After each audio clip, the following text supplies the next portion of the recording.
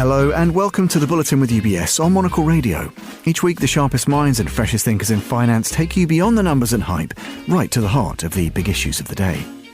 This week, we're once again bringing you some Nobel perspectives, insights from luminaries of economics who've been recognised for their contribution to the discipline with the award of the Nobel Prize in Economic Sciences. We're hearing from legendary Professor Paul Romer, who was a joint winner of the award in 2018 for his work in integrating technological innovations into long-run macroeconomic analysis. Romer spoke to us live on Monocle Radio on the margins of the UBS Asian Investment Conference in Hong Kong back in May. He joined us at our Monocle pop-up radio studio to talk about past, present and future places of progress. So settle in to hear from the Nobel Prize winner and former chief economist at the World Bank, Paul Romer. I began by talking to Professor Romer about exactly how cities of tomorrow can best position to grow and flourish. Given his work on the impact of human capital, innovation and knowledge on economic growth, are these drivers that are also critical to the development of future-proof cities? Well, let me see if I can do my economist thing and turn cities into something that's boring. So if you think of the demand for floor space in cities, it's going to be proportional to urban income. You know, if you think about the rule about like you spend a certain fraction of your income on your mortgage, we just scale that up. So urban income will grow partly because more people will move into urban areas. Also because the people who are there will benefit from growth in GDP per capita or output per capita. So if you look around the world, total urban income, hence total desired spending on urban real estate, is going to grow by 2, 3, 4% per year for kind of the indefinite future. The problem we're facing is that cities have great difficulty increasing their floor space by 2, 3, 4% per year. It doesn't sound like much, but it's actually quite a lot. And you project it forward over many years, it's very hard to sustain. So what then results is this collision between more demand and limited supply, and it shows up in higher prices instead of more square feet.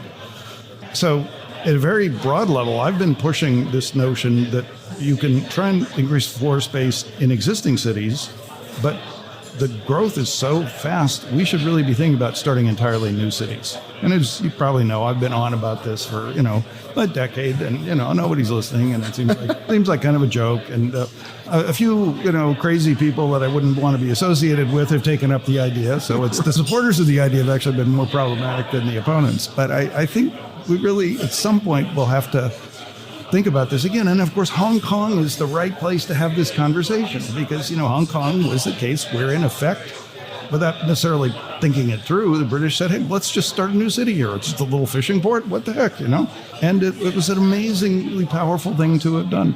Shenzhen, just across the way, was another more recent, hey, let's just start a new city here. So I think if we take these examples seriously and, line it up with Dubai too, which, kind of went through a very rapid transformation, we should get more governments thinking about how to get serious about not just increasing the supply of floor space in existing cities, but build some new ones. So now, was that boring enough? Or No, you failed, Paul. It was wry and well informed. Let me just ask you, though, and I sort of alluded to this in my first question about optimism, because I know, I don't know if you've said this before, but that you used to consider yourself an optimistic economist. Is this? I was the most optimistic economist I knew. But let me ask you about the was. Where are you at now? And is it to do with the misapplication of the potential of technology, which I think it's safe to say you were more optimistic about? On the Romer-ometer of optimism, where are we currently? Well, look, I was pointing ahead to Moore's Law. This is back in the 1980s, and saying, look, this is going to be like gangbusters. We're going to have all kinds of new things we can do, and this will be, hugely beneficial. We haven't seen the same kind of broad-based benefits that we should have had, that I anticipated. There have been some very concentrated gains, but a lot of people in a lot of developed countries feel like they've just been completely left behind. And so I think we have to think about, well, what is it going to take beyond just more technology? We could speed up research and development, speed up discovery of new ideas, but it's going to take some other things to make sure that most people feel like they have some hope for the future. The increasing challenge of being priced out of urban real estate, where urban opportunity is the gateway to urban opportunity is urban real estate. This is one of the things I think is really weighing on young people. And I think it's one of the things that's leaving too many people in these kind of declining rural areas, at least in the United States. But I think we have to look a little bit more broadly about how do we make sure that everybody has access to opportunity. But more urban real estate, more opportunity. Just going back to the kind of mobility we used to have in the United States. People could move if things were depressed in one area. Because of restrictions on building and the price of housing, workers are not nearly as mobile as they used to be. Well, I just wonder, do we risk omitting a kind of adequate discourse about some of these are social elements, aren't they? We talk about tech, the fixation with the tech revolution. Yeah. Again, I know you've spoken before about, listen, don't worry about that. Worry about the revolution. Yeah. But is there a failure in some quarters to integrate the socio-economic parts of the calculation? Yeah, I think a lot of economists wouldn't have denied that there were very important issues about what really leads to a satisfying life and children who aren't depressed. Nobody would have denied those were important issues, but they would have said, well, it'll just take care of itself. If we just have economic growth and new technology, it'll all take care of itself. That was a little bit my position. Now I think we have to be a little bit more actively engaged. I think, for example, that allowing the targeted digital advertising model to undergird so much of digital services has been a huge mistake. I think we just need to go back to the kind of model that we think of in a market where if you want something, you pay for it and you get something in exchange. So I'm on the record. I want to tax digital advertising out of existence. I think it's just a horrible model. So, if you want Google search or, indexing, search for the internet, just pay for it. There's nothing wrong with markets where people pay for things. Why do you make such an elegantly straightforward idea? Well, you make it sound elegantly straightforward. Well, why is it? Could that really happen? Why is that controversial? Well, look, these companies make more money with the digital advertising model than they would make if they sold services, and they've looked at this. They know. So, and they're very powerful. They're very influential in media and PR and so forth. But I think at some point, the voters should say, look, this is our country. We get to decide. We want markets where, we don't want, see, when I go search for what's the phone number for the Marriott at the San Francisco airport, a bunch of people are bribing Google to give me a bunch of other answers and not tell me what's the Marriott at San Francisco airport. So let's just go back to one where, I get what I want because I'm paying for it. So I think there's some hope, but it will take a while. I think the advertising model has been horrible, toxic.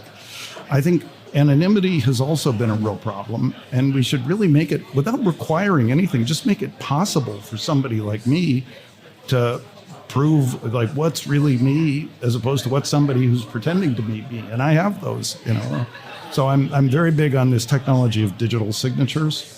That soon I'll be able to put a digital signature on any email, any paper, anything I write, and just tell people if it doesn't have my digital signature on it, don't believe it. By the way, any video, audio, all of it is going to be susceptible to being fake. I should say to our audience, this is the real. Yeah, right. He's standing right next to me. Yeah, but just how do we know who's saying that? Well, exactly. This is a fair point. Yeah. And just on that point, Paul, and I don't want to sort of get into the weeds of the AI debate. Oh, I love getting into the weeds. You're very eloquent about.